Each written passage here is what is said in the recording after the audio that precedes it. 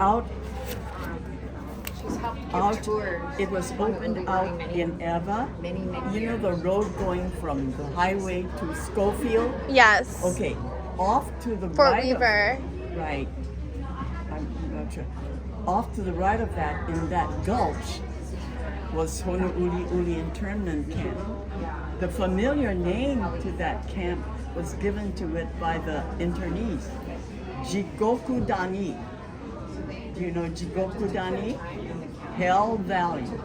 Because it was hot and humid and infested with mosquitoes just like hell. Wow. And all of this was triggered by martial law. Martial law, everybody came under the military administration, and they zeroed in on the Japanese in our territory at that time. So first they scooped up their lists.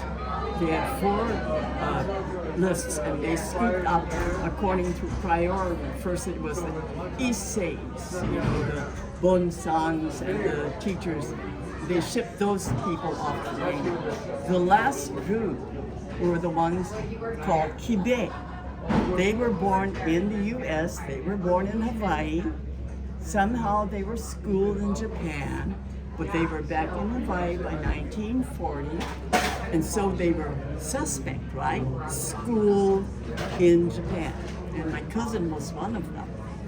But that's what happens with war. And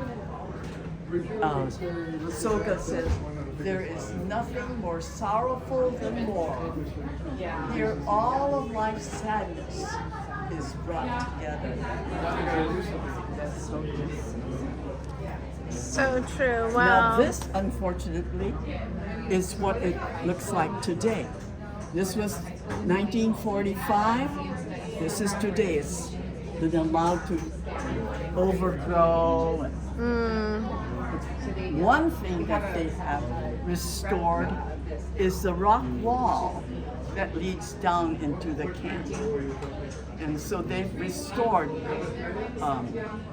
some of the, they've taken the whole wall down and labeled each rock so that they could replace it in the proper place. Wow. But the whole camp was divided into 6 sections, 6 compounds. Compound 6 housed administrative, military administration.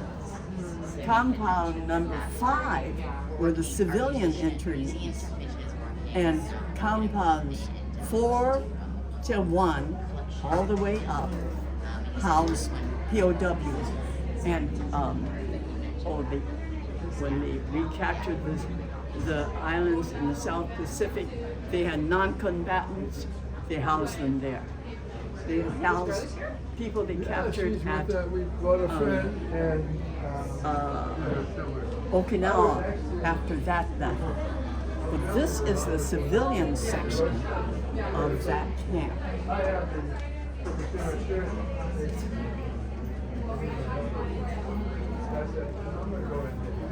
And one of the most renowned internees was, of course, Senator Abe. Using a lot of these, so I'm He was the first Japanese American to represent the Japanese in Hawaii, elected from the Big Island. And his favorite game was that. You know that game? Go. Go! Right. This is the internees playing Go. Would you put this on that? Yes. Now, Dan Nishikawa, and we used to have here the belt that Oh, go ahead, Suze. made of shells that Dan had given to his auntie. This is our Yoshi, the governor's wife, ex-governor. But Dan was the man in camp. He was the leader amongst the internees. And he was a gifted leader. He could draw, he was an artist, he could sing, he did music, but just a natural leader.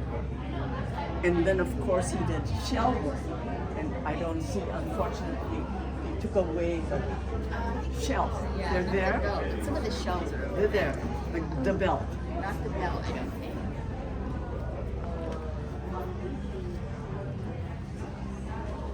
And then we also had, oh, see, that's gone too. But the mystery story for the camp is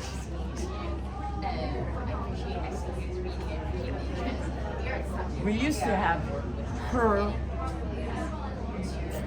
portrait on a wooden on wood. And who was she? Well, internee Harry Urata, who was a big-time musician in camp. Later on, after internment, he opened a music school, taught Japanese songs. Well, anyway, he had her photo in camp, and he had someone from the photo draw it on this wooden piece, and then they smuggled it out of camp. So that was who was it was Harry Urata's girlfriend. Yeah.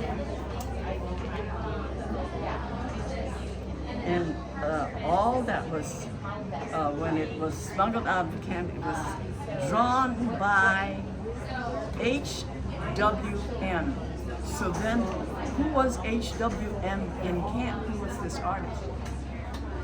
So there's a list on the other side of this wall of all of the internees, and there was an internee, HWM, initials HWM. So the mystery is solved. Amazing. Do you have